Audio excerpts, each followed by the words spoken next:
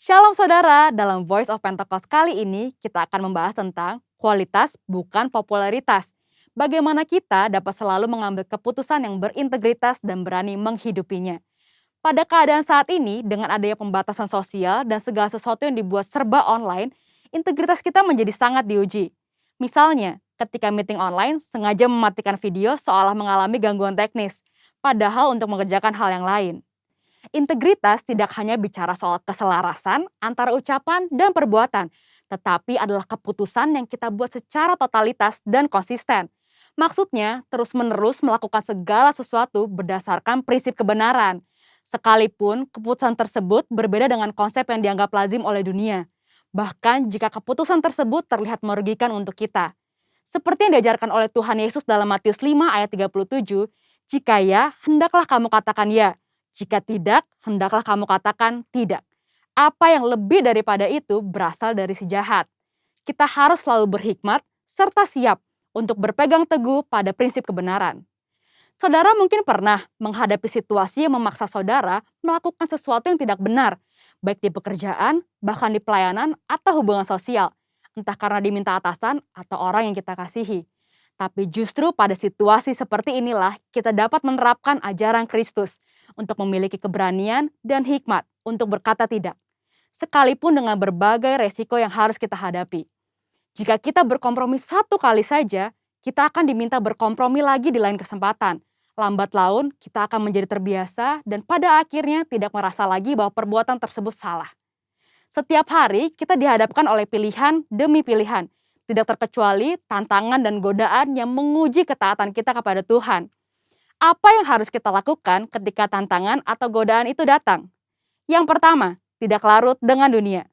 Di zaman postmodern ini, toleransi dibuat mengarah kepada kompromi yang berbeda dengan kebenaran Alkitab. Orang yang toleran selalu dianggap berpikiran luas, bebas, dan humanis, sehingga orang percaya yang berani berdiri teguh dalam mempertahankan kebenaran firman Tuhan dalam kehidupan sehari-hari semakin berkurang. Kompromi pun sudah dianggap biasa di kalangan gereja yang dulu menekankan pentingnya ketaatan pada firman Tuhan. Keadaan ini mengingatkan akan kisah Daniel, seorang pemuda Israel yang mengalami pembuangan saat Yerusalem ditaklukkan oleh Babel. Pada saat itu, Raja Babel membawa Daniel dan orang-orang terbaik lainnya untuk diajar ilmu pengetahuan dan dibentuk karakternya. Mereka sangat diistimewakan dengan harapan orang-orang tersebut akan loyal kepada Babel. Namun, walaupun mendapatkan kehidupan yang enak dan masa depan yang cerah, Daniel tetap memilih untuk menjalankan perintah Tuhan. Dia tidak memakan makanan raja yang tidak sesuai dengan hukum Taurat. Daniel sadar, sebagai anak Tuhan, ia harus tetap taat, walaupun hidup di tengah bangsa yang tidak mengenal Tuhan. Yang kedua, tidak malu menghidupi kebenaran. Hidup dalam kebenaran adalah hidup tanpa kepalsuan, hidup dengan jujur. Yesus adalah kebenaran. Sebagai pengikut Kristus, kita harus memperkatakan dan mempraktekkan kebenaran dalam hidup. Orang menganggap perintah-perintah yang diberikan Yesus terlalu kaku dan tidak relevan pada zaman ini. Padahal memang kebenaran tidak bergantung pada perasaan, pengalaman, atau penafsiran yang bersifat subjektif. Kebenaran Allah adalah benar tanpa pengecualian. Orang Kristen yang sejati akan melihat integritas dirinya sebagai suatu harga diri terpenting. Kita tidak perlu merasa takut berpihak kepada kebenaran. Alkitab berkata pada 1 Petrus 4 ayat 16, jika ia menderita sebagai orang Kristen, maka janganlah ia malu, melainkan hendaklah ia memuliakan Allah dalam nama Kristus itu.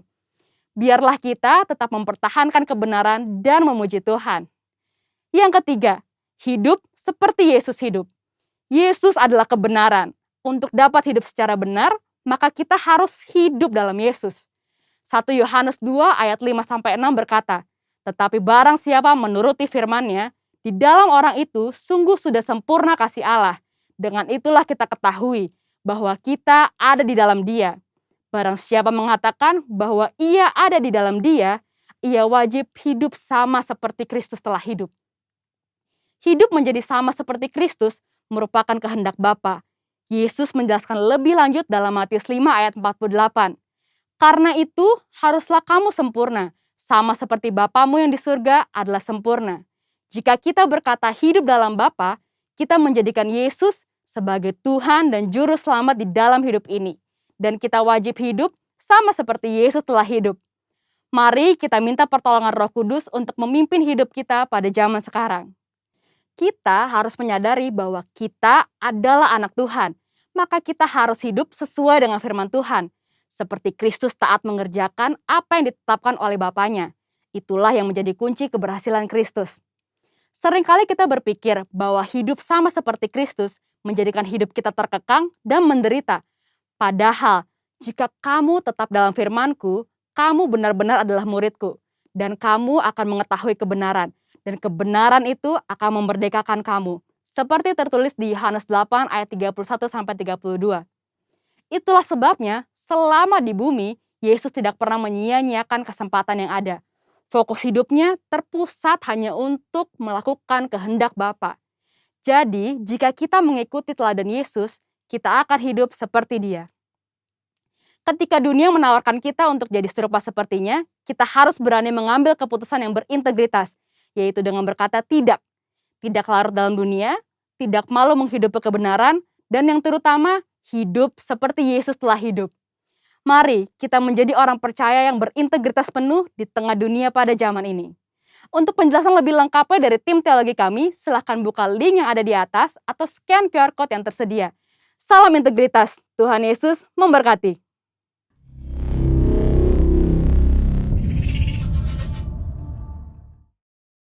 Mazmur 91. Dalam lindungan Allah. Orang yang duduk dalam lindungan yang maha tinggi dan bermalam dalam naungan yang maha kuasa akan berkata kepada Tuhan, tempat perlindunganku dan kubu pertahananku, Allahku yang kupercayai.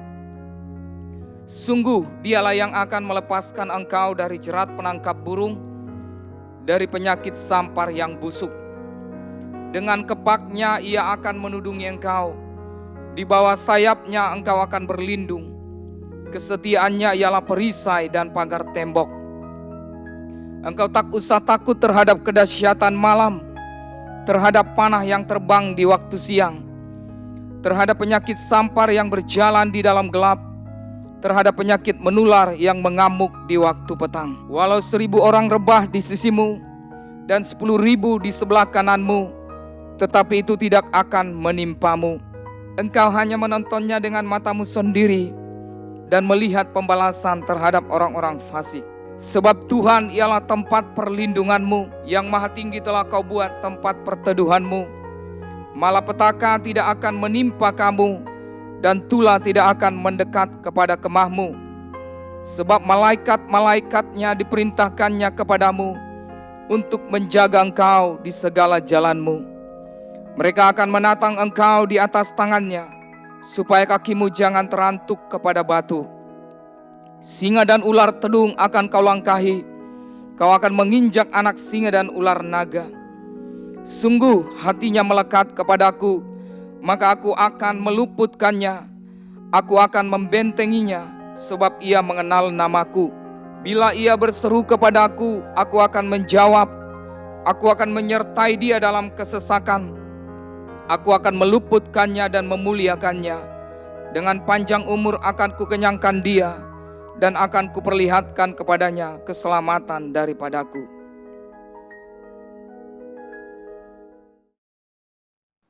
Pentakosta ketiga. Pentakosta ketiga adalah pencurahan Roh Kudus yang dahsyat di zaman ini, melebihi yang terjadi di Azusa Street. Pentakosta ketiga akan mengakibatkan penuaian jiwa yang terbesar dan yang terakhir sebelum Tuhan Yesus datang kembali. Pentakosta ketiga akan membangkitkan generasi Yeremia, yaitu anak-anak muda yang dipenuhi Roh Kudus, cinta mati-matian kepada Tuhan Yesus, tidak kompromi terhadap dosa, dan akan bergerak untuk memenangkan jiwa. Pentakosta ketiga lahir di Indonesia dan bergerak ke bangsa-bangsa. Gerakan ini dari timur ke barat dan akan kembali ke Yerusalem. Pentakosta ketiga akan memberikan kuasa untuk menyelesaikan amanat agung, dan setelah itu Tuhan Yesus datang kembali.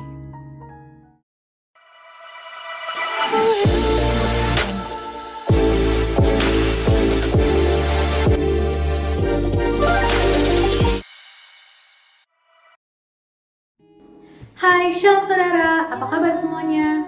Senang sekali bisa kembali menyapa saudara di hari ini. Tetap semangat ya, walau kita masih beribadah dari rumah. Saya percaya Roh Allah selalu ada di tengah-tengah kita. Buat saudara yang baru pertama kali bergabung, welcome home. Berikutnya, mari kita saksikan info sepekan. Aku semakin bertumbuh dan terus belajar lebih maju. Di tempat ini ku tak sendiri. This is my church, this is my home, and this is my family. Bahagiaku bisa di sini, ku diterima dan ku berubah.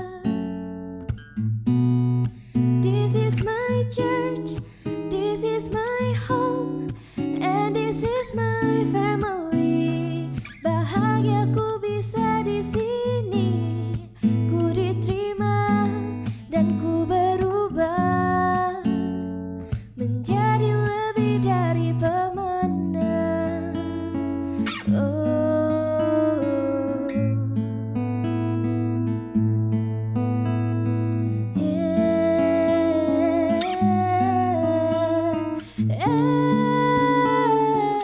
Geng, kamu masih suka nongkrong kayak gini? Padahal masih pandemi. Daripada ngumpul-ngumpul dan punya resiko yang gak baik buat kesehatan, sini aku kasih tahu tongkrongan kekinian ala anak gereja yang berfaedah. Gak perlu keluar rumah, namun tetap memuaskan. Yang pertama, ambil HP kamu, terserah mau Android atau iPhone, pilih mobile apps GB dan Mogot. Pilih news, pilih Godiper 15 September, langsung klik aja. Selain tongkrongan yang berfaedah, di sana juga kita bisa menikmati hadirat Tuhan dan menyembah Tuhan. Kita juga bisa belajar hal baru tentang harga yang mahal. Yuk, ajak geng kalian dan kul kalian. See you di Godiper ya.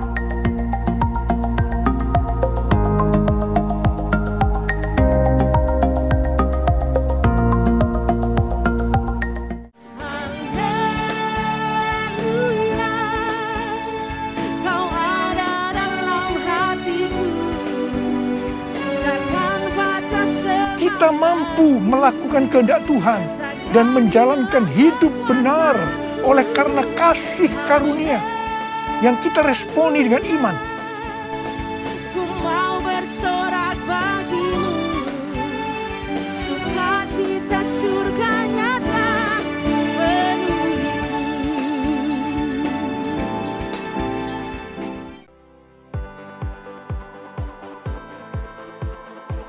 Saudara, bagi saudara yang membutuhkan pelayanan kedukaan, dapat menggunakan aplikasi mobile apps dengan cara berikut ini.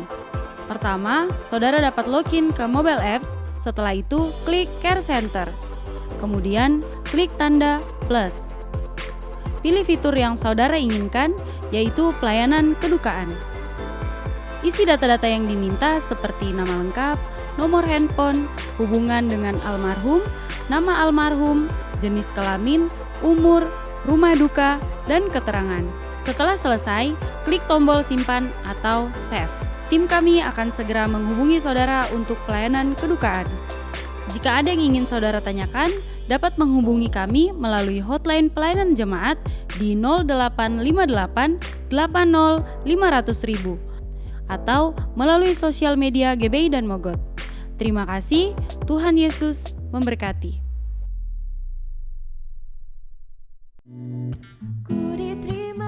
Angka penularan COVID-19 semakin menurun. Mari kita terus berdoa untuk pemulihan bangsa ini dan tetap menjaga protokol kesehatan. Demikian Demis hari ini, selamat beribadah.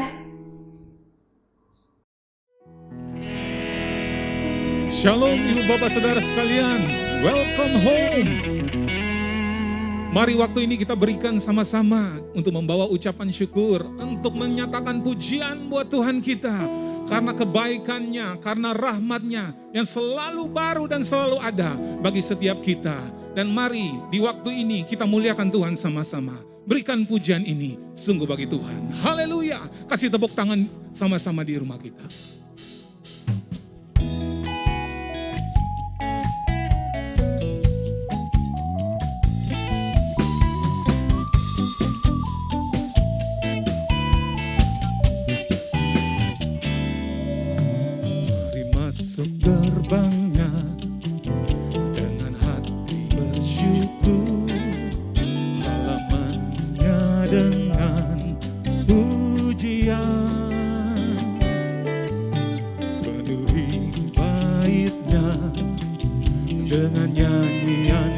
syukur, hadiratnya penuh sukacita.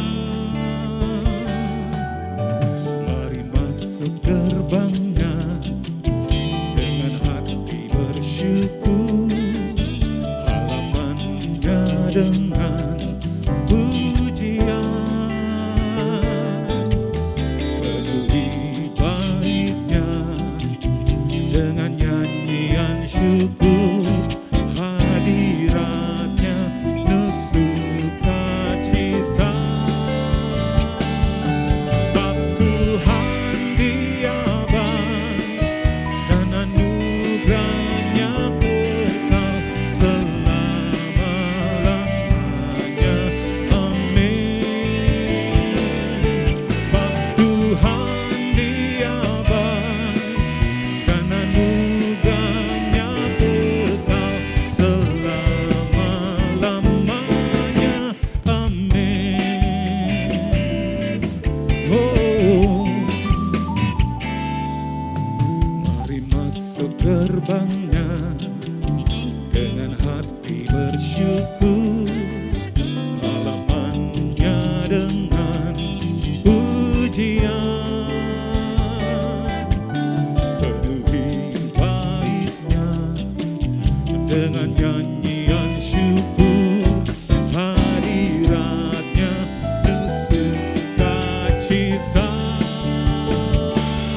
Sebab Tuhan Dia baik dan anugerahnya kekal selama-lamanya. Amin. Sebab Tuhan Dia baik dan anugerahnya kekal selama-lamanya. Amin. Katakan lagi. Sebab Tuhan Dia baik dan anugerahnya kekal selama-lamanya. Amin. Sebab Tuhan Dia baik dan anugerahnya kekal selama-lamanya. Amin.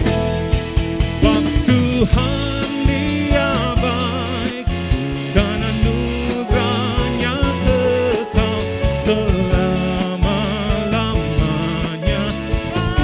Amin.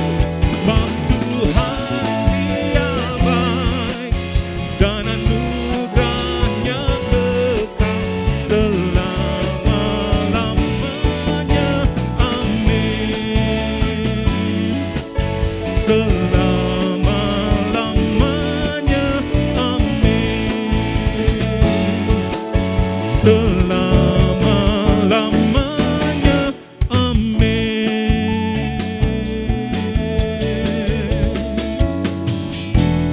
Selamanya Tuhan baik. Selamanya Dia baik bagi kita. Kasih tepuk tangan yang lebih meriah buat Tuhan Yesus. Haleluya. Dia Raja yang memerintah. Tuhan tetap berkuasa atas hidup kita. Hari-hari ini terus percaya, terus dalam kasih kepada Dia. You know that I love you. You know that I want to know you so much more than I have before. These words are from my heart. These words are not made up. I will live for you. I am devoted to you, King of Majesty. I have one desire, just to be with you, my Lord. Just to be with you, my Lord. Jesus, you are the Savior of my soul. And forever and ever I'll give my praises to you. Jesus, you are the Savior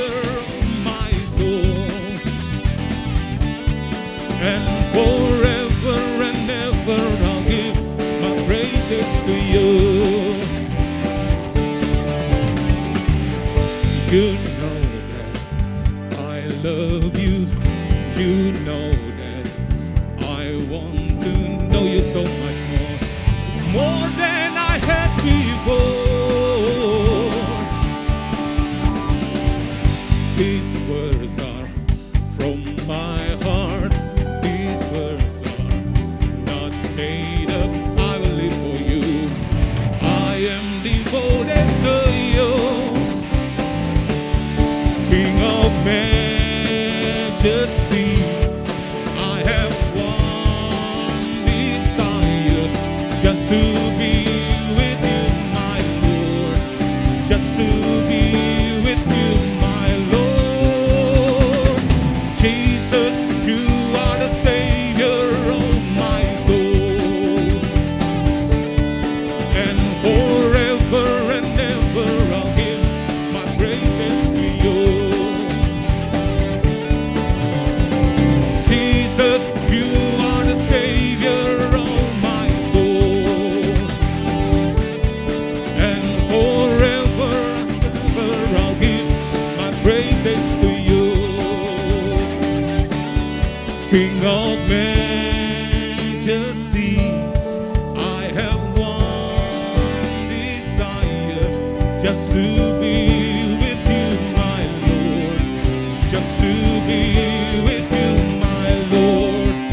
King of majesty, I have one desire, just to be with you, my Lord. Just to be with you, my Lord.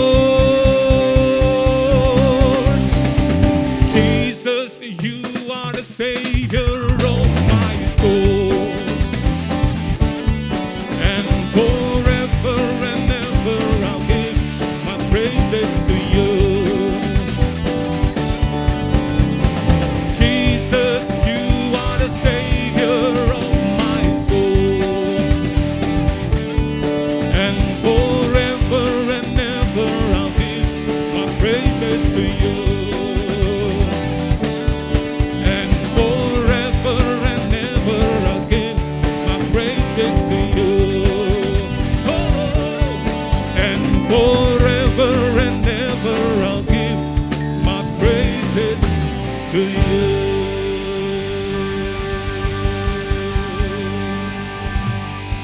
Yes, Jesus. Yes, Jesus. Yes, Lord. We give you our praise. We give you the glory.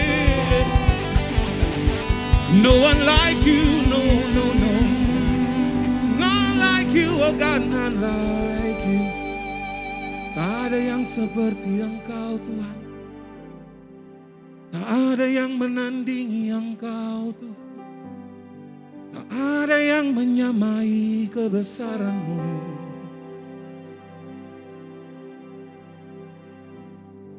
Tak ada yang seperti Engkau, Tuhan. Ku datang menyembah sungguh di hadirat-Mu. Tak ada yang sejajar dengan Engkau, Tuhan. Kau bertahta kekal selamanya. Kebaikan-Mu dinyatakan sempurna, kuasa-Mu bekerja nyata atas kami yang percaya. Haleluya, haleluya. Engkau saja mulia.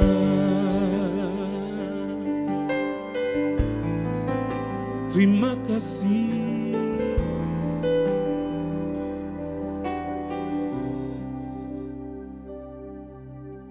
Yesus, Kau sungguh baik.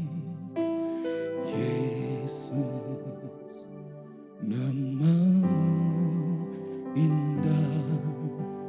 Yesus, ku cinta cinta Kau selalu, ku tinggikan, ku agungkan selamanya.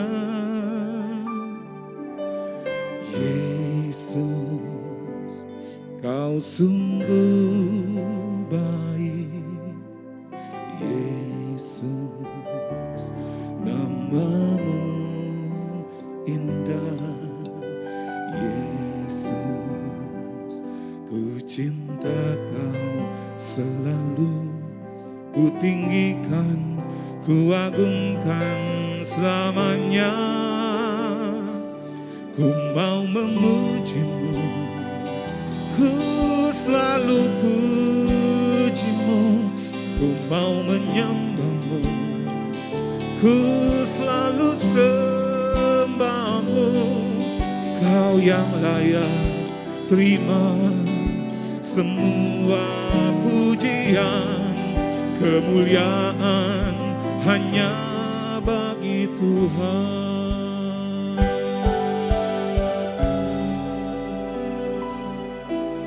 Mari jemaat sama-sama katakan, Yesus, Kau sungguh baik. Yesus, namamu indah. Yesus, ku cinta Kau selalu, ku tinggikan, ku agungkan selamanya. Ku mau memujimu, ku selalu pujimu. Ku mau menyembahmu, ku selalu sembahmu. Kau yang layak terima semua pujian, kemuliaan hanya bagi Tuhan. Ku mau memujimu, ku selalu pujimu. Ku mau menyembahmu, ku selalu sembahmu.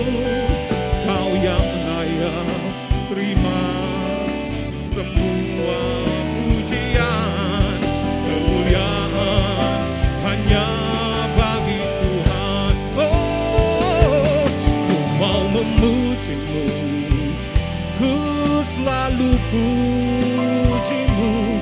Ku mau menyembahmu, ku selalu sembahmu.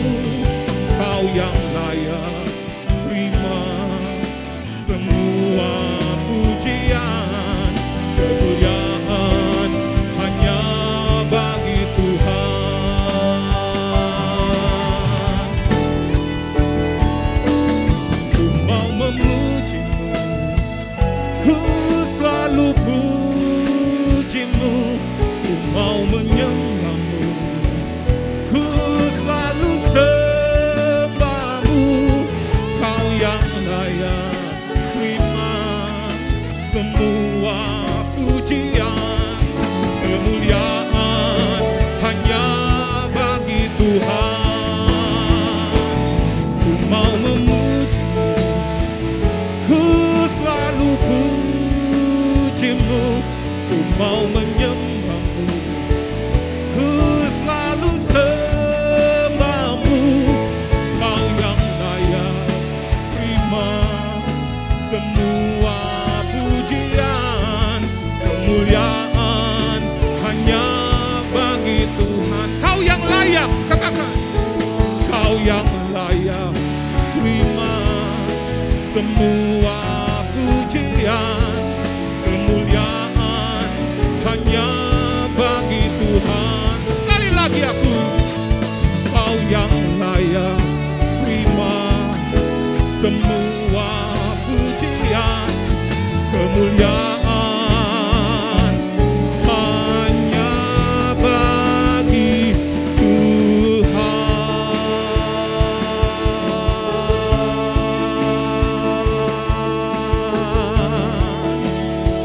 Kemuliaan hanya bagimu. Aku menyembahmu Tuhan, Aku menyembahmu sekarang. Dalam pengakuan aku menyembahmu Tuhan. Aku menyembahmu Tuhan. Mengakui Engkau di atas semua, yang layak selamanya. Kau layak selamanya. Hatiku mengakukanmu. Terima kasih untuk segala kemurahan kasih. Bahkan sampai hari ini kami dapat berdiri dan mengalami kebesaran kasih. Kuasa kemuliaan Tuhan tercurah saat ini.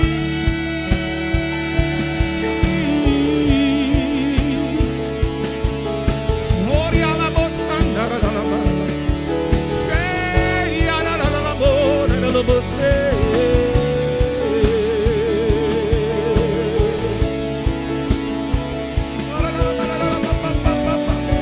Mari angkat tangan kita sama-sama di rumah. Di mana saja saat ini, angkat tangan sembah. Kita dalam boya dalam mase. Mulia Tuhan dan layak selamanya. Haleluya. Haleluya. Haleluya.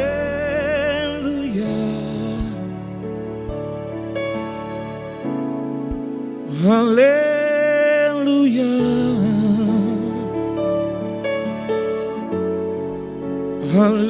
Haleluya.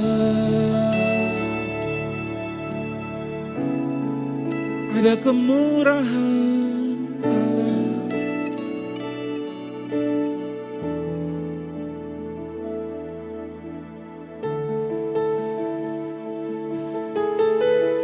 Kami angkat tangan kami. Kami angkat hati kami. Kami memberi hati kepada pribadi yang kami kasihi. Menyembah Engkau saat ini. Saat ini ku nyanyi Hosana bagi Rajaku yang duduk di tahta. Aku muliakan dan ku agungkan. Kau layak disembah.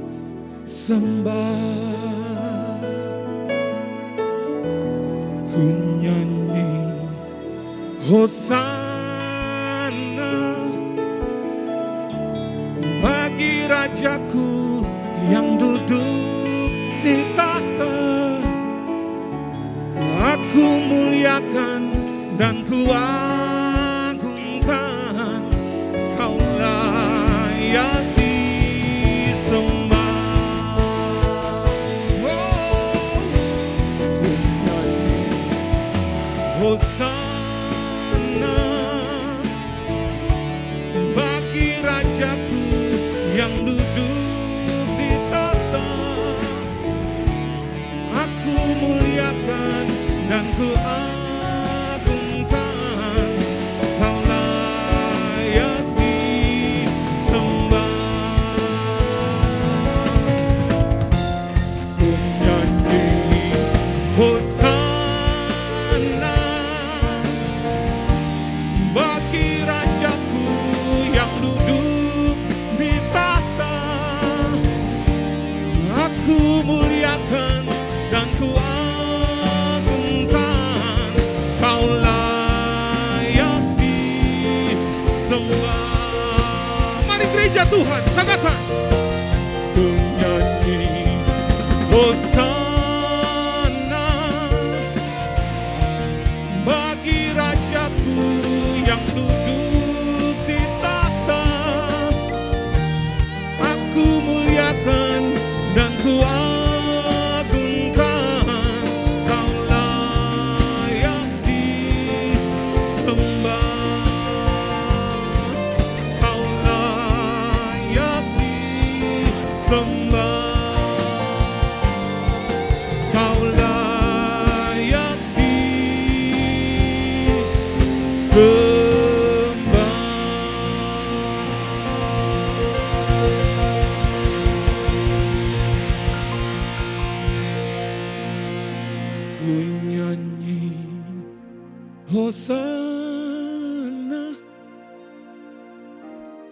bagi Rajaku yang duduk di tahta.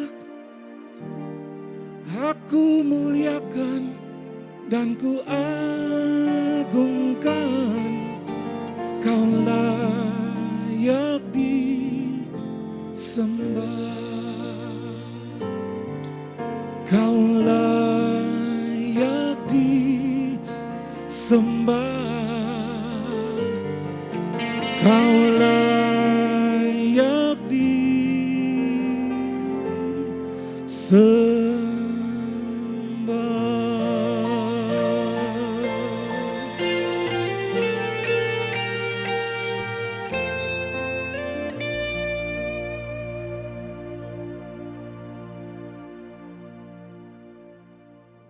Shalom, selamat pagi, welcome jemaat GBI dan Mogot.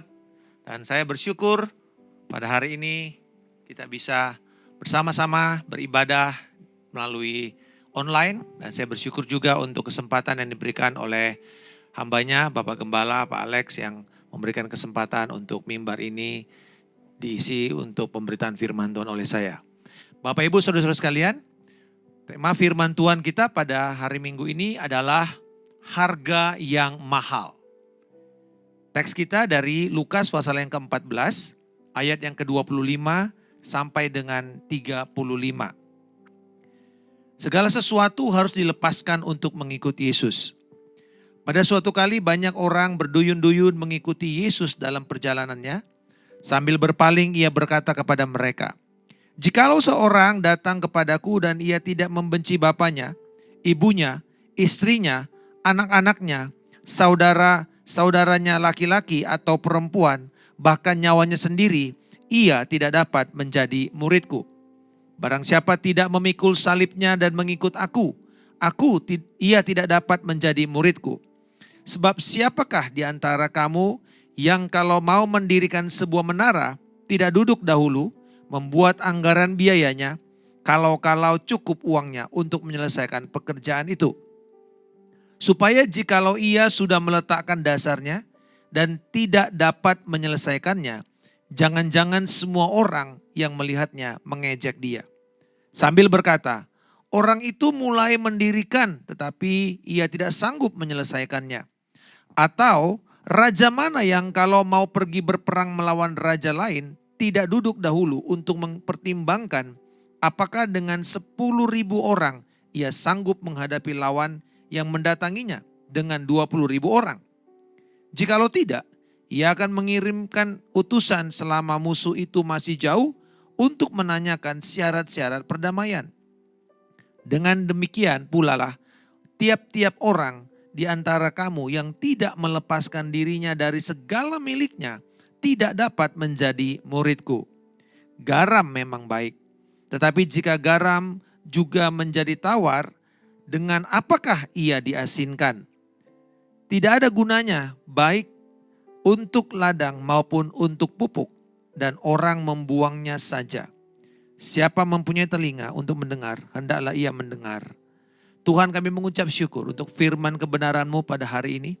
Kami minta Roh Kudus untuk menuntun firman ini, dan pemberitaan firman pada hari ini Tuhan akan sungguh berbicara kepada kami. Bagaimana kami mengikut Engkau dan sepenuhnya total untuk menjadi orang-orang pribadi-pribadi yang mencintai Tuhan dengan segenap hati, dengan segenap jiwa, dan dengan segenap akal budi. Tapi juga dipanggil untuk mencintai sesama kami manusia. Di dalam nama Yesus kami berdoa dan mengucap syukur. Amin. Saudara-saudara, pada tahun 1845, sebuah ekspedisi tentara angkatan laut Inggris yang dipimpin oleh Sir John Franklin dengan 138 perwira dan awak kapal pergi dari Inggris untuk kemudian mencari jalur pelayaran bagian utara, belahan utara, untuk bisa mencapai laut atau samudra Pasifik. Berarti mereka harus naik menyelusuri wilayah Kanada, lalu kemudian sampai ke benua Arktik. Dari Arktik kemudian mereka menyeberang dan turun ke bawah sampai kepada lautan Pasifik. Karena untuk jalur pelayaran yang cepat daripada mereka harus mutar ke bawah. Nah saudara-saudara, pada waktu mereka membawa rombongan kapal yang tiga kapal besar, ternyata tidak pernah bisa sampai, bahkan hilang di benua Arktik. Setelah 20 tahun dicari, baru ketemu. Dan ternyata mereka masuk ke satu jalur yang sempit dan stuck di sana, terjebak di sana. Dan ternyata apa yang terjadi adalah bahwa kapal ini sebenarnya tidak layak untuk melewati Arktik. Karena semua perlengkapan yang dipakai di dalam kapal itu dipikir seperti sebuah klub perwira angkatan laut yang mewah yang ada di Inggris. Klub-klub perwira tentara itu biasanya pasti mewah gitu, mes-mesnya mewah, keren-keren, ada kayak perpustakaan yang keren, mewah, kursi-kursi kulit dan seterusnya. Dan juga porselen untuk tempat minum. Mereka bahkan semua tentaranya tidak ada yang diperlengkapi untuk melewati benua Arktik yang dingin, saudara. Yang ada cuman jas biasa, ya paling coat seorang perwira yang dari wool, tapi tidak lebih dari situ. Sehingga ketika mereka melewati tempat itu, mereka mati, saudara. Mereka semua binasa, tidak ada satupun yang bertahan. Karena tidak siap di dalam membayar harga sebuah perjalanan yang bahkan sebenarnya mematikan. Dan betul akhirnya mereka mati. Saudara-saudara, hal yang sama ketika Yesus mengatakan di dalam perikop ini, di mana Yesus sedang dalam perjalanan menuju Yerusalem. Dan kemudian di situ dia sudah memutuskan bahwa dia akan pergi ke sana dan dia akan mati di Yerusalem. Dan kita tahu kemudian di situ bahwa banyak orang termasuk muridnya menolak dan mengatakan Tuhan engkau tidak akan mati. Tapi kita tahu bahwa Yesus berbicara kepada Petrus mengatakan nyala engkau iblis, sekarang engkau tidak tahu kehendak Allah. Nah di sini murid-murid dan orang-orang banyak itu kagum sama Yesus karena pengajaran tentang kerajaan Allah, tentang kuasanya, tentang khotbah-khotbahnya yang mengubah kehidupan. Tetapi mereka semua itu hanya sekedar simpatisan, fans. Dan Yesus tidak butuh fans untuk mengubah dunia, saudara. Karena diperlukan sebuah komitmen tinggi. Karena ini adalah sebuah perjalanan yang bisa bahkan bertaruh nyawa.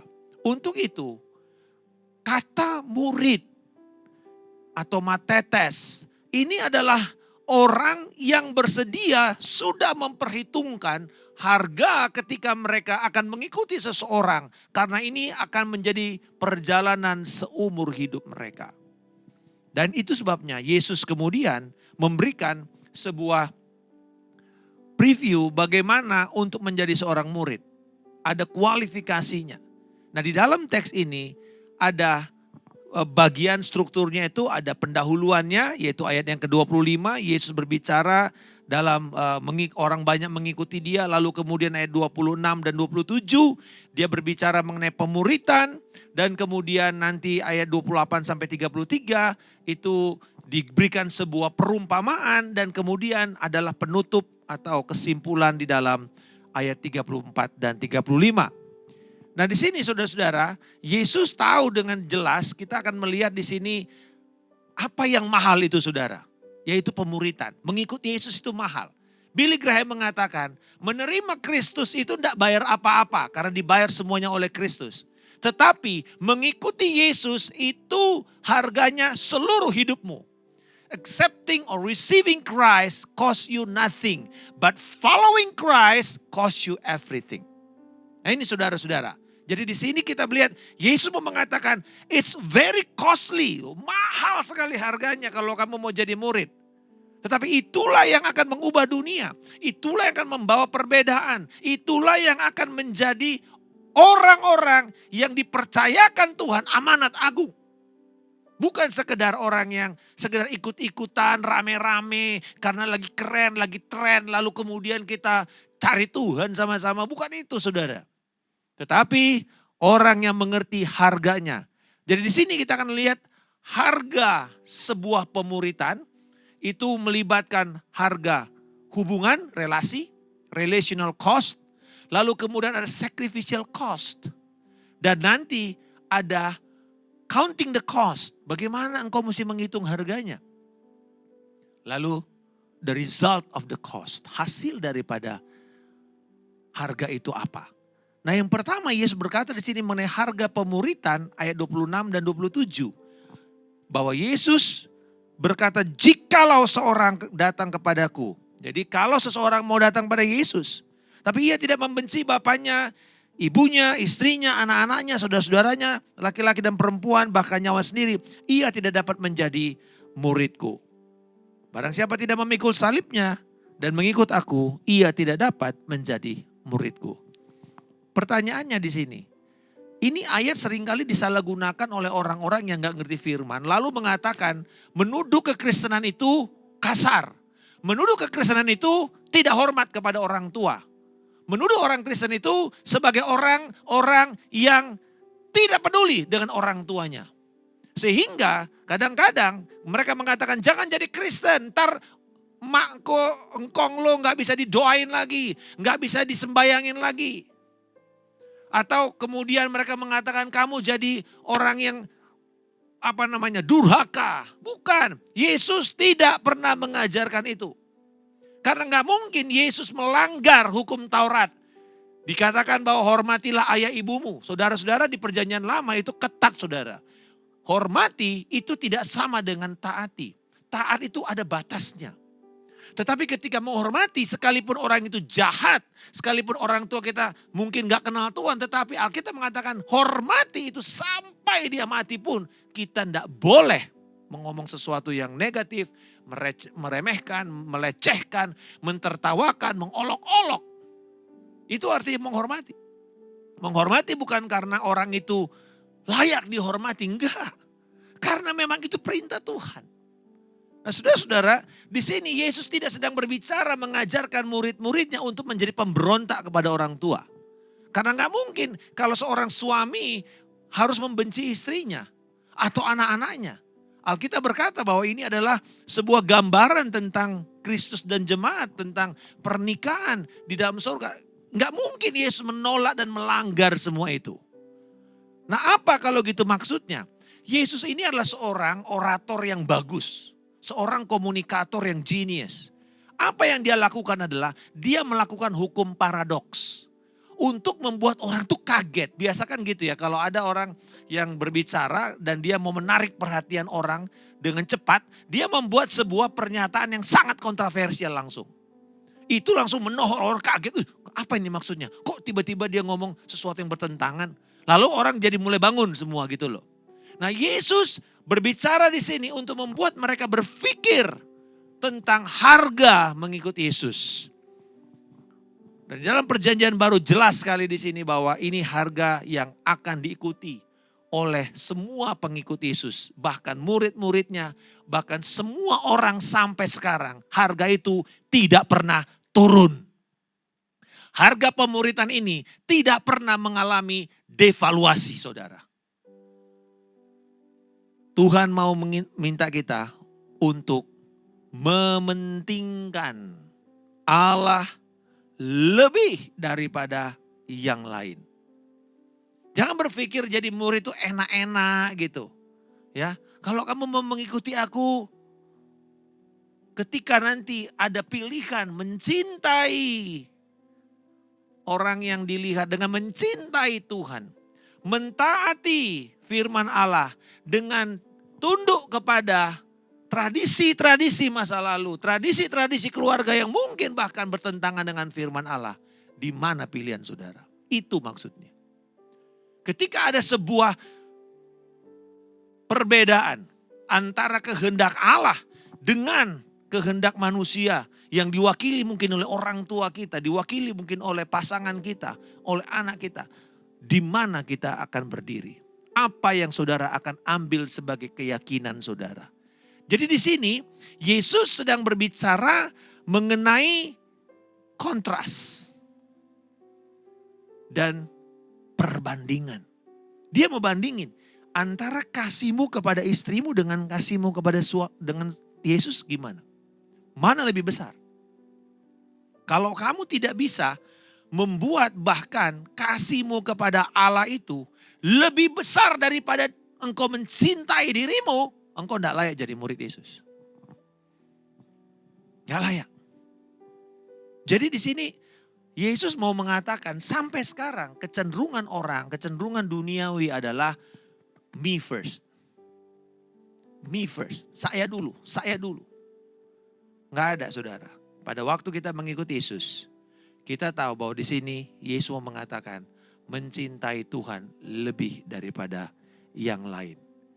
Kalau kasih kita kepada Tuhan lebih besar, maka itu memampukan kita untuk berjalan dengan Tuhan.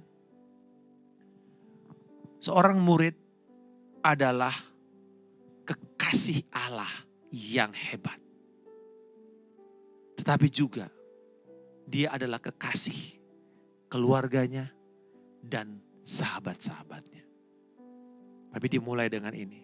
Memang kelihatannya kasar. Tapi inilah harga sebuah pemuritan. Bersediakah saudara membuat prioritas relasi yang pertama itu Tuhan. Dan itu harus terbukti dari agenda kita. Itu harus terbukti dari jadwal-jadwal kita. Itu harus terbukti dari prioritas kita. Ketika saudara bangun pagi, apa yang saudara lakukan? Apakah engkau mau mengambil keputusan berdoa fajar?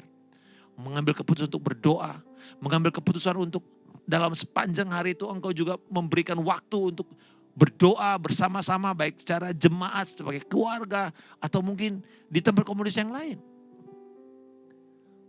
Apakah relasi kita kepada Tuhan itu tercermin gak sebagai nomor satu daripada yang lain? Apakah ketaatan kita kepada firman Tuhan ini lebih tinggi daripada semua konsep-konsep atau bahkan tradisi-tradisi? Banyak tradisi-tradisi yang kita bawa dari latar belakang keluarga kita itu tidak semuanya Alkitabiah. Jadi itu sebabnya kita harus mengambil keputusan untuk mengatakan Tuhan, saya memilih firman-Mu daripada yang lain. Ini yang final. Ini yang paling akhir. Inilah konstitusi saya yang tertinggi. Itu saudara-saudara. Harga relasional. Mahal. Karena untuk harga ini Yesus harus mati kepada kita. Siapakah seorang sahabat yang bersedia memberi nyawanya? Itu luar biasa. Kalau cuman kita mati buat orang yang baik sama kita gak apa-apa. Tetapi seorang sahabat mati buat sahabatnya. Dan bukan cuman itu, dia mati juga buat musuhnya yang membenci dia. The cost of relationship.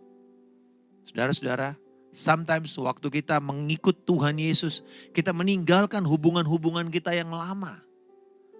Meninggalkan mungkin hubungan-hubungan yang tidak benar. Mungkin engkau punya hubungan-hubungan imoralitas dengan orang yang bukan istrimu atau suamimu. Bertobat, tinggalkan. Mungkin bergaul dengan orang-orang yang menjauhkan engkau dari Tuhan. Ambil keputusan. Tinggalkan. Tetapi kemudian yang kedua dikatakan adalah harga pengorbanan. Yesus berkata di sini ayat yang ke-27, siapa yang tidak memikul salib tidak bisa jadi muridku. Kalau kita tahu bahwa salib di dalam perjanjian baru adalah sebuah instrumen hukuman mati, instrumen eksekusi mati saudara. Dengan kata lain dia mau mengatakan begini, halo siapa yang mau ikut aku, rela gak kamu nanti masuk di tiang gantungan? Rela gak kamu nanti ada di kursi listrik kalau sekarang gitu ya? Atau disuntik mati. Rela gak kamu untuk mengambil jalan eksekusi bila itu harus kamu lakukan? Karena pemuritan itu tidak lain dan tidak bukan adalah perjalanan menuju kematian untuk diri kita sendiri. Perjalanan untuk mati karena kita harus menyangkal keinginan kita. Bukan kehendakku tapi kehendak Tuhan yang jadi. Bukan mauku, bukan rencanaku, bukan jadwalku, tetapi kehendak Tuhan dan jadwal Tuhan. Saudara-saudara, ini tercermin dalam kehidupan semua murid-murid, baik yang langsung pada waktu itu sampai sekarang. Karena pemuritan harus merangkul kesengsaraan sebagai bagian kehidupannya. Jadi kalau ada orang-orang yang mengajarkan firman Allah dan mengatakan hidup kekristenan itu enak-enak semua, saya curiga orang ini nggak ngerti perkataan Yesus. Karena perjalanan mengikut Yesus pasti akan mengalami kesengsaraan.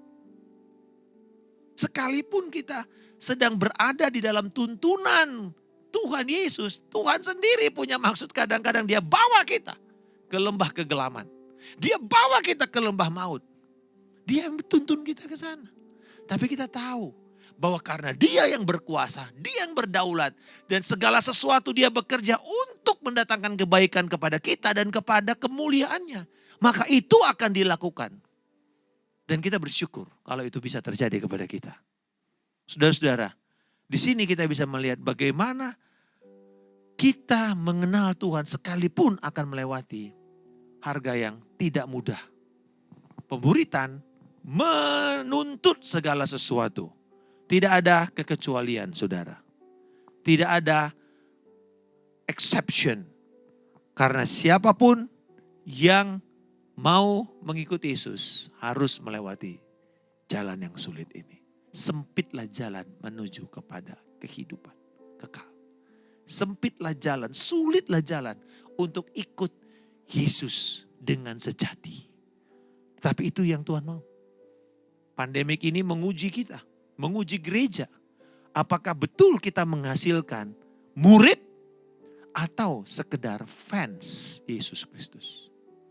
Apakah kita menghasilkan orang-orang yang siap untuk membawa amanat agung dengan kuasa Roh Kudus? Atau cuman sekedar orang yang datang untuk ditepok-tepok, di-pamper, untuk dibilang, oh it's okay, tenang aja gak apa-apa, kamu pasti akan nyaman kok. Bukan, saudara. Karena di sini ada hal yang penting kita lihat, bahwa di dalam kesukaran ini akan juga lahir begitu indahnya. Muncul hasil yang begitu indah, saudara. Tetapi kita mesti lihat, ada harga. Relational cost dan juga sacrificial cost. Lalu kemudian calculation the cost. Ayat 28 sampai 33, di sini dia bicara mengenai dua perumpamaan. Yaitu yang pertama, orang yang mau bangun rumah. Kamu mesti hitung harganya. Ya seperti kita sekarang kalau mau bangun rumah gitu kan, setelah lihat rancangannya dari arsitek, kemudian kita berapa ini? Berapa per meternya? Dan kemudian apa yang akan kita lakukan? Seberapa yang kita mau? Jadi kalau di sini kan duduk hitung harganya, kita masih ada waktu. Kalau misalnya rasanya enggak mau bangun, seperti itu ya sudah enggak apa-apa, enggak perlu bangun. Kan gitu artinya. Jangan sampai nanti kita bilang, oh iya semangat dibangun, tapi tengah jalan berhenti, mangkrak. Tuhan enggak mau kita menjadi gereja mangkrak. Ada gereja yang seperti ini di dalam kitab Wahyu. Yaitu gereja Sardis, gereja yang mangkrak. Karena apapun yang mereka kerjakan, enggak ada yang kelar, saudara. Enggak ada yang selesai. Jangan sampai jadi orang Kristen mangkrak. Ngikut Yesus di tengah jalan, ketika ada kesulitan berhenti. Enggak sanggup untuk pikul salib. Enggak sanggup untuk hitung harganya. Enggak sanggup bayar harga. Nah saudara-saudara, di sini yang pertama tadi masih ada keputusan Anda. Karena tidak ada satupun orang yang menjadi murid Kristus itu terpaksa. Semuanya datang dengan kerelaan sebagai respons kepada kasih Tuhan. Tetapi yang kedua, yang kedua ini dikatakan kalau ada raja yang tahu bahwa musuhnya datang dengan kekuatan besar, lalu dia mulai hitung kekuatannya di sini. Wah, ternyata nggak kuat nih. Kalau misalnya kekuatannya lemah, dia jauh-jauh cepat-cepat untuk mengambil sebuah tindakan, sebuah keputusan. Nah saudara-saudara, hal yang sama. Di dalam mengikuti Yesus ada hal yang dimana kita duduk hitung harga untuk jangka panjang. Tetapi juga ada hal yang dimana kita harus dengan segera untuk meninggalkan. Dengan segera untuk kita mengatakan ini pilihan saya, bukan yang itu. Di dalam kehidupan kita sehari-hari, di dalam usaha, di dalam sekolah, kampus, ataupun mungkin di dalam kehidupan rumah tangga. Ada hal-hal yang kita harus ambil keputusan dengan segera. Dan di situ kita akan tahu bahwa ketika saya mengambil keputusan ini, mungkin saya akan ditinggalkan. Mungkin saya akan kehilangan proyek. Mungkin saya akan kehilangan klien saya. Tetapi itu tetap layak saya ambil karena Tuhan yang akan disenangkan. Saudara, duduk dan hitung harganya. Sama seperti kalau seseorang mau menjadi pemain, baik itu artis, baik itu olahragawan. Saya ingat seorang yang Olimpiade, peraih emas Olimpiade. Mereka mempersiapkan itu 4 tahun lalu, 5 tahun lalu. Jauh pada waktu Olimpiade yang sebelumnya sudah berlangsung. Mereka sudah mempersiapkan untuk next Olympic. Saudara, seorang yang pada waktu seorang pemain violin, ya, biolis terbaik, ya, yaitu Jaska Jevich, ya. Jaska Jevich ini pada waktu berumur 75 tahun. Dia seorang pemain violin yang luar biasa. Pada waktu dia berumur 75 tahun, dia mencatat bahwa dia menghabiskan waktu 102.000 jam. 102.000 jam untuk berlatih. Kalau kita tahu Leonardo da Vinci yang menggambar arsitek yang manusia begini, ya, manusia yang seimbang. Di dalam jurnalnya, untuk dia bisa menggambar begini, karena itu tangan ada beberapa gradasinya gitu ya. Yang biasa dipakai sebagai lambang arsitek ya. Satu kali dia harus menggambar 1.000 tangan. 1.000. Bayangin. 1.000. Untuk mendapatkan hasil yang sempurna dan menjadi kekal karena kemudian diingat sampai sekarang. Saudara, kalau kita mau membangun sesuatu, tidak ada yang murah.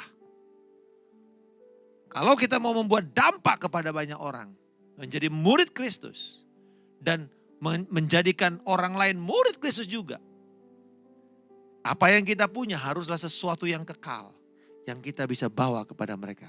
Karena you can only give what you have. Kalau saudara punya kerinduan akan Tuhan, itu yang saudara impartasikan kepada orang yang saudara muridkan. Kalau saudara punya hati bersedia berkorban, itu akan kelihatan dari orang yang memuridkan. Dan kemudian juga hal yang sama di sini. Jadi saudara-saudara, bahwa ada kesempatan di mana kita akan ditantang untuk kehilangan. Dan yang luar biasa di ayat 33 dibilang begini. Dengan demikian pula lah tiap-tiap orang di antara kamu yang tidak melepaskan dirinya dari segala miliknya, tidak dapat jadi muridku. Jadi pertama relational cost, bersedia untuk putus atau menundukkan diri kepada kehendak Tuhan yang sempurna, melampaui kasih kita kepada orang lain di muka bumi ini. Yang kedua, bersedia mati untuk keinginan diri kita, mati untuk agenda kita, mati untuk cita-cita kita, dan hidup untuk cita-cita Allah. Yang saya percaya jauh lebih baik. Saya ingat ketika saya sekolah, saya mau menuntut ilmu untuk sampai mengambil universitas yang terbaik di Indonesia waktu itu, di Universitas Indonesia, dan mengambil jurusan, dan saya berniat untuk menjadi duta besar. Berkeliling dunia, mewakili Indonesia. Mimpi saya. Tetapi kemudian pada waktu tahun kedua saya ketemu Yesus. Bertobat lahir baru. Dan kemudian saya bilang, Tuhan, ternyata saya punya panggilan yang jauh lebih besar daripada seorang duta besar, diplomat. Saya dipanggil menjadi duta-duta kerajaan Kristus. Membawa berita Injil ini kepada dunia. Sama, tetap berbicara kepada bangsa-bangsa. Saya punya message lebih besar daripada sekedar kepentingan bangsa Indonesia. Saya punya message kepentingan bangsa-bangsa lain ini untuk diselamatkan. Karena saya membawa message dari sorga. Saudara-saudara, jauh lebih besar daripada apa yang kita pikir. Bersediakah saudara untuk mati buat keinginanmu? Dan yang ketiga yang luar biasa di sini, saudara, dikatakan apa? Siapa yang tidak bersedia untuk kehilangan semua? Apa yang paling gampang kita ukur dan menjadi ujian seorang murid Kristus yang sejati? Sederhana. Uang. Ujian uang adalah ujian yang paling jelas untuk orang melihat di mana hatimu kepada Tuhan. Oh Pak, ini lagi susah Pak. Pandemik ini kita nggak bisa punya penghasilan. Semua juga mengalami. Mungkin ada orang-orang yang selama pandemik ini diberkati Tuhan melimpah-limpah. Tetapi, let's say semua orang juga punya masalah. Tidak membuat firman Allah gagal untuk mengatakan, apapun keadaanmu, engkau dipanggil untuk memberi. Engkau dipanggil untuk berkorban.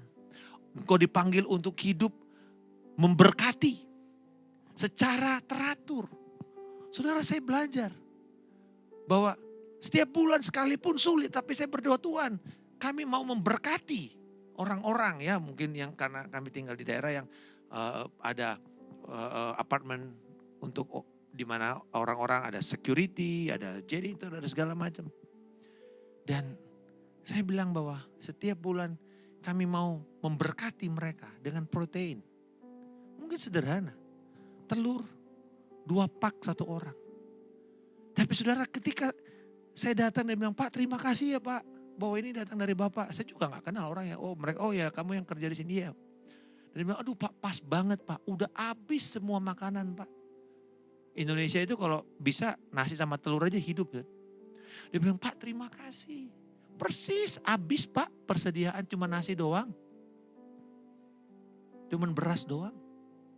Saudara, saya percaya bahwa gak ada alasan untuk kita mengatakan, karena susah saya gak memberi. Karena susah saya berhenti untuk bermurah hati. Karena susah saya tidak mau menjadi saluran berkat. Gak ada saudara.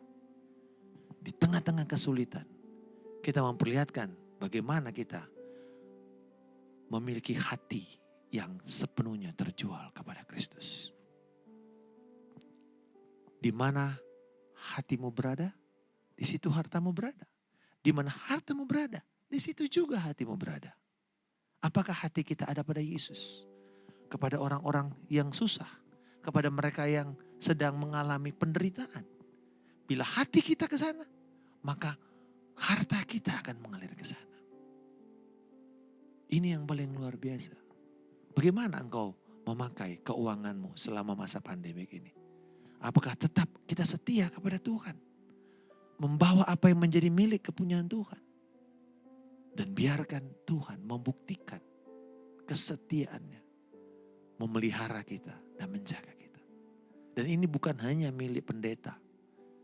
Oh saudara, kalau kita bicara di sini bagaimana penyediaan Tuhan, kita kadang-kadang gak pikir, siapa ini Tuhan? Orang yang gak pernah ketemu dengan saya, tiba-tiba Tuhan gerakkan dia. Akhirnya dia panggil anak mantunya yang tahu saya, lalu bilang, tolong bilangin, ini ada dari mami nih, buat Pak Markus. Saya gak kenal. Tapi saya tahu bahwa Tuhan menggerakkan orang untuk bikin dia tidak bisa tidur. Padahal saya gak ngomong apa-apa, gak ngomong apapun di media sosial. Saudara-saudara, mari kita melihat, ini adalah cost of discipleship. Dan sebagai hasilnya yang terakhir, saya mau tutup dengan ini. Ayat 34 dan 35 menarik. Dia bilang apa? Bila garam itu menjadi tawar, dengan apa dia diasinkan? Garam adalah unsur kimia, yaitu sodium klorid, adalah unsur kimia yang paling stabil sebenarnya. Dia nggak bisa tuh rusak. Makanya garam itu kan mampu untuk menjadi pengawet. Ya. Dan memang pada waktu itu fungsi garam paling utama adalah pengawet, menghindari pembusukan. Dan kita nggak perlu menjadi garam, Alkitab mengatakan, you are the salt. Kamu gak usah pilih jadi garam. Kamu adalah garam itu sendiri. Whether you like it or not, you are the salt of the earth. Kalau orang Kristen berhenti berfungsi sebagai panggilannya, murid Kristus adalah garam dunia. Kalau dia berhenti untuk berfungsi sebagai garam, maka dunia tidak punya pengharapan sama sekali. Itu maksudnya. Tetapi dikatakan, kok bisa garam itu kehilangan keasinannya? Kenapa? Cuma ada 2 kemungkinan. 1, garam itu ditaruh di tempat, di lemari dan tidak pernah dipakai sama sekali. Maka dia akan kehilangan keasinannya karena dia tidak menjalankan fungsinya. garam harus dimasukkan kepada tempat. Apakah itu kepada daging, lalu diremas, dibalur saudara, supaya membuat daging itu tidak menjadi busuk. Bukan cuma penyedap rasa saudara, karena fungsi garam di mana Yesus berbicara bukan sebagai penyedap rasa, tetapi sebagai pengawet yang menghentikan pembusukan, menghentikan dosa-dosa terjadi di dalam kehidupan masyarakat, di dalam kehidupan keluarga. Mesti ada murid-murid yang berdiri dan mengatakan, berhenti dari dosa ini, bertobat. Itu saudara, garam. Jadi kalau garam itu ditaruh aja di lemari, dia akan kehilangan keasinannya. Gak ada gunanya saudara. Dan yang kedua, garam ini menjadi rusak kalau dia dicampur atau dia mulai tercemar dengan yang lain. Nah kalau dia sudah mulai tercemar, maka dia kehilangan keasinannya. Jadi izinkan saudara saat ini, kita itu sebenarnya ketika masuk ke tempat yang sulit pun, yang paling gak enak, gak nyaman, kita bisa bertahan di sana. Tetapi kalau kita menyerah kepada keadaan, kita kompromi dengan dosa, kita kompromi dengan imoralitas, kita kompromi dengan dosa perzinahan, pornografi, maka engkau akan kehancurkan keasinanmu sendiri. Dan dikatakan apa? Tidak berguna. Bahkan jadi pupuk sekalipun. Artinya apa saudara? Karena kalau di sana pupuk itu datangnya dari mana pertama? Dari kotoran kan? Kotoran hewan atau manusia. Itu jadi pupuk. Dia bilang begini, kamu yang mulia yang ditebus oleh darah Yesus. Tapi kemudian kamu hidupnya seenaknya. Kamu hidupnya kompromi. Kamu tidak mau bergaul dan menjangkau jiwa. Kamu tidak mau masuk ke dalam hubungan yang rasanya tidak nyaman untuk kamu jalankan. Lalu kemudian kamu pengen terus mau ke sorga, enak-enakan. Tuhan mengatakan, kamu kan kehilangan keasinanmu. Kamu gagal menjalankan fungsimu. Ini yang paling penting. Dan hari ini ada kabar baik kepada jemaat Tuhan. Bersediakah engkau untuk merespon Yesus dan mengatakan, Tuhan, karena engkau telah lebih dahulu mati buat aku. Engkau yang terlebih dahulu memilih aku. Engkau yang terlebih dahulu mencintai aku sekalipun aku ini tidak layak dicintai. Karena aku ini orang yang harusnya dibinasakan. Dibunuh. Ditinggalkan. Dibuang. Mungkin engkau adalah anak yang gagal di rumahmu. Sehingga bahkan orang tidak peduli lagi kepada engkau. Tapi ada satu yang akan tetap mengatakan, aku mencintai engkau. Melampaui apapun orang lain, bahkan dirimu sendiri. Berani untuk berpikir tentang diterima. Yesus telah menerima engkau. Dan hari ini, harga yang begitu mahal dari Yesus, perlu kita respon. Dengan mengatakan, Tuhan, cintaku kepada engkau harus lebih tinggi daripada yang lain. Kerelaanku untuk berkorban, untuk kehilangan, untuk mati. Aku rela untuk lakukan. Bahkan segala yang melekat di dalam hidupku ini. Termasuk hartaku. Aku bawa kepada engkau. Dan biarlah engkau dengan kekuatanmu. Yang ada dalam aku. Masuk bersama-sama. Dan sebagai jemaat. Di dalam kul. Engkau bersama-sama. Sehingga ketika ada orang-orang yang belum mengenal Tuhan. Masuk ke sana. Engkau bersama-sama sebagai garam itu akan mulai menghentikan persebaran dosa di dalam kehidupan mereka.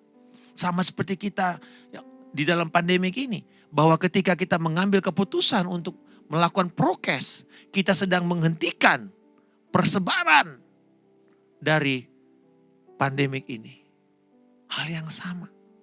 Bahwa kita bertanggung jawab untuk menghentikan pembusukan moral di dalam dunia ini. Karena Yesus sudah memberikan kuasa itu kepada kita, kepada gerejanya.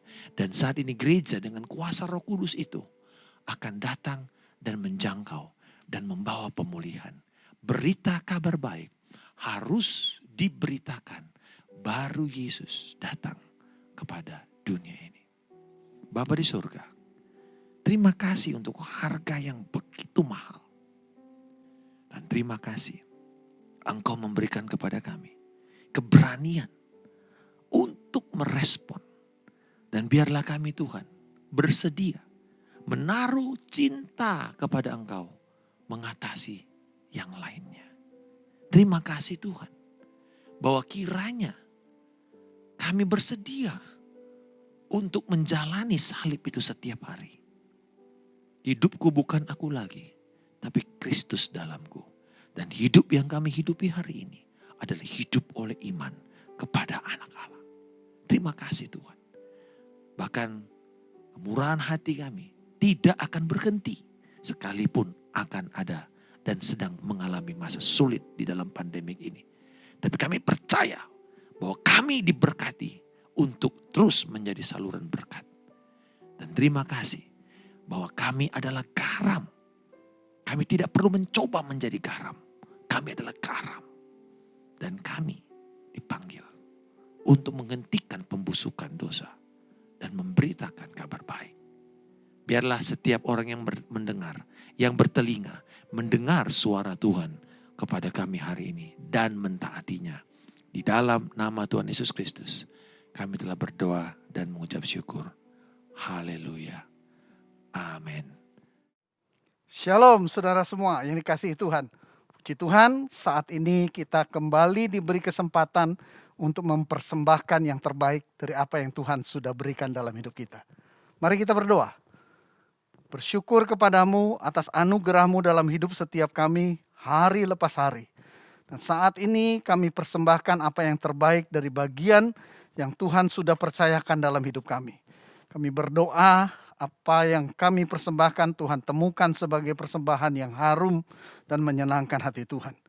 Dan biarlah semua yang kami persembahkan dikelola dengan baik sehingga mempermuliakan nama Tuhan. Kami berdoa Tuhan berikan kapasitas kami yang terus diperluas untuk menjadi bendahara-bendahara-Mu yang jujur dan setia.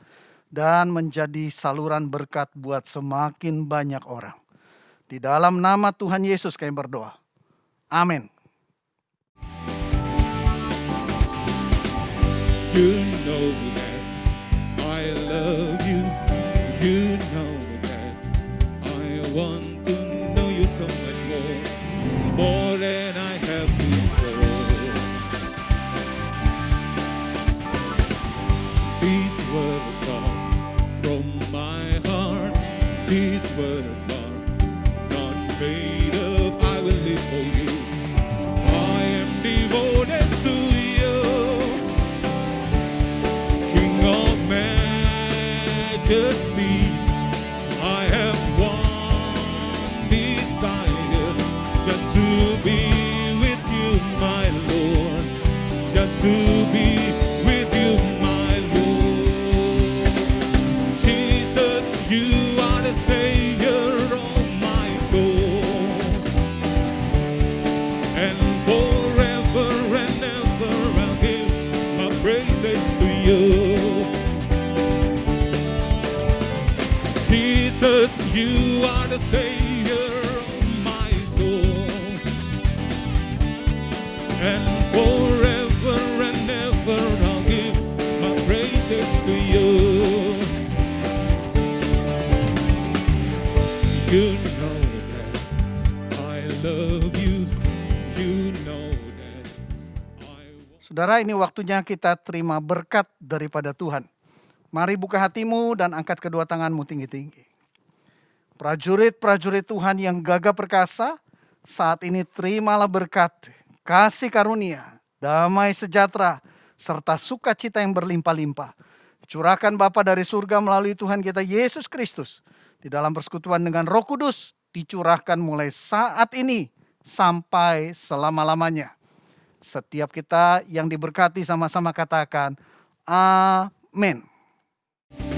Jesus, you are the Savior of my soul. Haleluya, Kau ada dalam hatiku, takkan batas Kita mampu melakukan kehendak Tuhan dan menjalankan hidup benar oleh karena kasih karunia yang kita responi dengan iman.